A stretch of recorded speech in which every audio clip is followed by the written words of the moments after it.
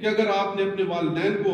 کوئی قرآن کا تحفہ دینا ہے تو وہ خود پڑھ کے دیا کرو، وہ خود پڑھ کے دیا کرو، کیونکہ امام جلال الدین سیوطی رحمۃ اللہ علیہ آپ فرماتے ہیں کہ حضرت عیسیٰ ایک قبر پر سے گزرے،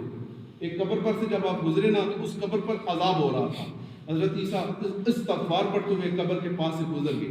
تھوڑی دیر بعد چند گھنٹوں بعد آپ حضرت عیسیٰ علیہ السلام کا دوبارہ گزر ہوا اسی راستے سے، اسی قبر سے آپ دوبارہ گزرے، جب آپ دوبارہ گزرے نا تو کیا دیکھتے ہیں وہی صاحب قبر جو کچھ لمحے پہلے کچھ دیر پہلے عذاب قبر میں مبتلا تھا، رب تعالیٰ نے جنت کی کھڑکی کھول رکھی تھی اور وہ جنت کے باغوں میں جھولے جھول رہا تھا۔ تو حضرت عیسیٰ علیہ السلام اللہ پاک سے ہم کلام ہوئے، اے اللہ مجھے حق تو نہیں ہے، مجھے اختیار تو نہیں ہے کہ میں تیرے کاموں میں مخل ہوں، میں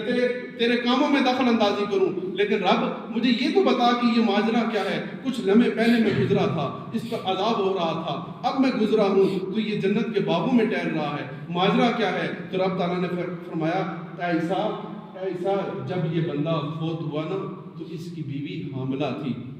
جب یہ فوت ہوا اس کی بیوی حاملہ تھی، کچھ مہینوں بعد اس کا بچہ پیدا ہوا، جب وہ بچہ بڑا ہوا کچھ بڑا ہوا تو اس کی ماں اس کو قاری صاحب کے پاس چھوڑنے گئی، تو آج جب اس نے اپنی توتلی زبان سے بسم اللہ الرحمن الرحیم پڑھا ہے نا، اس کے بچے نے مجھے اپنی توتلی زبان سے رحمان اور رحیم پکارا ہے، تو اے عیسیٰ